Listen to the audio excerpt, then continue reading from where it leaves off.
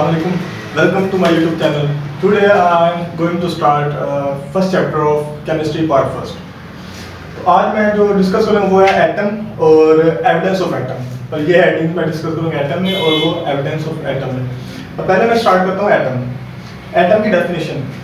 Atom is the smallest particle of an element which can take part in a chemical reaction.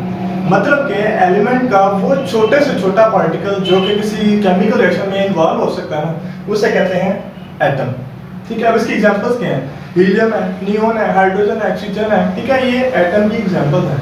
लेकिन फिर इसमें जो atom के further आगे देखें ना तो आता है इंडिपेंडेंट एटम्स और डिपेंडेंट। मतलब ऐसे एटम जो दूसरों पर डिपेंड करते हैं एग्जिस्ट करने के लिए, और ऐसे एटम जो दूसरों पर डिपेंड नहीं करते। जिस तरह क्या कहते हैं, हीलियम है और नियोन है। इनका क्या है, आउटर मोस्ट शेल जो है ना इलेक्ट्रॉन से कंप्लीट है, तो इनको अपने आप को स्टेबल करने के लिए किसी के साथ रिएक्ट करने की जरूरत नहीं होती। तो ये क्या है, इंडिपेंडेंट एग्जिस्ट करते हैं क्योंकि किसी पर डिपेंड नहीं कर रहे। तो दूसरे क्या है, हाइड्रोजन है, ऑक्सीजन है। तो ये क्या है, खुद अपने आप पर ये एग्जिस्ट नहीं कर सकते। इस तरह हाइड्रोजन अकेला और ऑक्सीजन अकेला ये स्टेबल नहीं होते, ठीक है, अनस्टेबल होते हैं। तो इसको लोग इसलिए किसी एलिमेंट को या किसी डिपेंडेंट एटम को एग्जिस्ट करने के लिए ना, स्टेबल होने के लिए किसी दूसरे के साथ रिएक्ट करता है या वो अपने आप के साथ रिएक्ट करता है। जिस तरह ये हाइड्रोजन ने अपने आप के साथ रिएक्ट करके स्टेबल हुआ है। ठीक है, नेक्स्ट है हिस्ट्री। पहले जो लोग थे ना वो बिलीव करते थे कि जो मैटर है ना वो ऐसे पार्टिकल से मिलकर बना है जिनको फर्दर डिवाइड नहीं किया जा सकता। लेकिन फिर नेक्स्ट क्या है, ग्रीक फिलोसोफर आए, उन्होंने कहा नहीं, ऐसा नहीं है। मैटर जो है ऐसे पार्टिकल से मिलकर बना है जिनको अगर फर्दर डिवाइड करते जाएं तो हम उसके बेसिक यूनिट तक पहुंच सकते हैं जिससे वो मैटर बना है। जिस तरह मैंगो है, उसको खाते जाएं तो एंड पर क्या है, गुठली बच जाती है। तो वो क्या है, बेसिक यूनिट है उसका जिससे मैंगो बना है।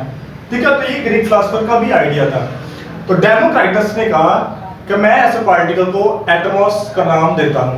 एटमॉस वर्ड निकला है एटम से और उसका मतलब है इंडिविजुअल।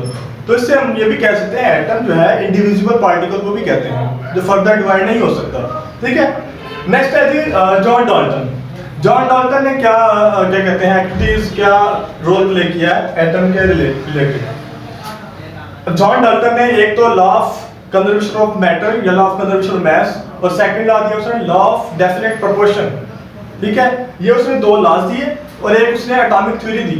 अब एटॉमिक थ्योरी क्या है, एटॉमिक थ्योरी ये है कि पीछे जो मतलब फिलोसोफर थे, ग्रीक फिलोसोफर, और उससे पहले जो लोग थे वो कहते थे कि मैटर ऐसे एटम से बना है, ऐसे पार्टिकल से बना है जो फर्दर डिवाइड नहीं हो सकते। फिर उसने ग्रीक से कहा नहीं, ऐसे पार्टिकल से बना है जिनको फर्दर डिवाइड किया जा सकता है। तो जॉन डाल्टन ने एटॉमिक थ्योरी भी इन्हीं को देखते हुए दी। उसने कहा कि मैटर जो है is composed of atoms of different elements which differ in their properties.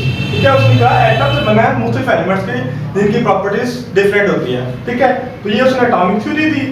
अब नेक्स्ट है सब एटॉमिक पार्टिकल्स।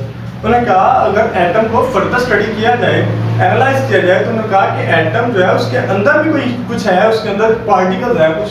ठीक है, उन्होंने उसको नाम दिया सब एटॉमिक पार्टिकल। सब कहते हैं नीचे वाली कैटेगरी, मतलब एटॉमिक से नीचे वाली कैटेगरी, एटम के अंदर जो है। ठीक है, उन्हें कहते हैं सब एटॉमिक पार्टिकल्स। जिस तरह इलेक्ट्रॉन है, प्रोटॉन है, न्यूट्रॉन है, एंटी न्यूट्रॉन है। ठीक है, इस तरह कहते हैं मोर देन 100 सब एटॉमिक पार्टिकल्स एग्जिस्ट करते हैं। लेकिन इसमें से जो फंडामेंटल सब एटॉमिक पार्टिकल्स हैं वो है इलेक्ट्रॉन, प्रोटॉन एंड न्यूट्रॉन। ठीक है, अब नेक्स्ट है दी रोल ऑफ जे बर्ज़िलियस। किसने क्या रोल प्ले किया? जे बर्ज़िलियस ने एक तो एटॉमिक मैसेज फाइंड किए और एक उसने सिस्टम दिया फॉर सिंबल्स ऑफ एलिमेंट्स। ठीक है, अब नेक्स्ट है जी एविडेंस ऑफ एटम। तो सबसे पहले तो मैं आपकी इंटरेस्टिंग थिंग शेयर कर दूं, वो ये है कि एटम अभी तक किसी ने नहीं देखा। ठीक है, इसकी जो एविडेंसेस सही है, इसकी शहादतें जो मिली हैं उससे ही बिलीव किया जाता है कि एटम एग्जिस्ट किया जाता है। अब कहते हैं कि अगर एटम किसी ने देखना तो वो किस तरह देख सकता है? तो ये तकनीक से simple optical microscope, electron microscope. अब कहते हैं कि एटम को सिंपल ऑप्टिकल माइक्रोस्कोप से तो नहीं देखा जा सकता। वो क्यों, वो मैं आपको बताता हूँ। क्योंकि कहते हैं अगर जिस ऑब्जेक्ट को देखना हो, अगर उसका साइज लाइट से कम हो तो उसको सिंपल ऑप्टिकल माइक्रोस्कोप से नहीं देखा जा सकता। ठीक है, ये जस्ट 500 न्यूटन मीटर के साइज ऑफ ऑब्जेक्ट्स को देख सकते हैं। ऑप्टिकल कहते हैं लाइट। ठीक है, अब नेक्स्ट है इलेक्ट्रोन माइक्रोस्कोप। ये तो फेल हो गया ना एटम देखने के लिए। तो फिर नेक्स्ट आया इलेक्ट्रॉन माइक्रोस्कोप। अब इलेक्ट्रॉन माइक्रोस्कोप कहते हैं। पहले मैं आपको ये बता दूं, क्योंकि इसमें इलेक्ट्रॉन्स यूज होते हैं इंस्टेड ऑफ विजिबल लाइट, क्योंकि जो इलेक्ट्रॉन की जो वेवलेंथ है लाइट की निस्बत बहुत कम है, तो इसकी वजह से एटम को हम इससे इलेक्ट्रॉन माइक्रोस्कोप से देख सकते हैं। अब नेक्स्ट है एक्सरे एनालिसिस। उसके बाद एक्सरे एनालिसिस किया गया एटम का कि उसका मास कितना है, उसका डाया कितना है, ठीक है, उसको किस तरह यूनिट में किस तरह मेजर कर सकते हैं। तो सबसे पहले उसका डाया जो है ना वो है 0.2 न्यूटन मीटर या 2 × 10⁻10 मीटर। 1 नैनोमीटर है, 1 नैनो जो होता है 10⁻⁻9 मीटर के होता है, ठीक है। अब सेकंड क्या है उसका मैस। उसका मैस है 10⁻25 to 10⁻27 kg। नेक्स्ट है दी एटॉमिक मास यूनिट का एब्रिविएशन है AMU। क्योंकि एटम का साइज बहुत छोटा है तो इसको हम मतलब किसी बड़े पैमाने से तो मेजर नहीं कर सकते इसका साइज, तो इसके लिए एक छोटा पैमाना यूज किया जाता है, उसको कहते हैं एटॉमिक मास यूनिट, और ये होता है 1.66 10⁻27 kg।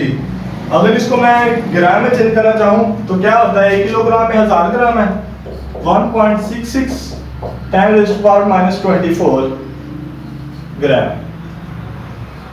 ठीक है। तो ये आज का टॉपिक था atom and evidence of atom, ठीक है। Thank you.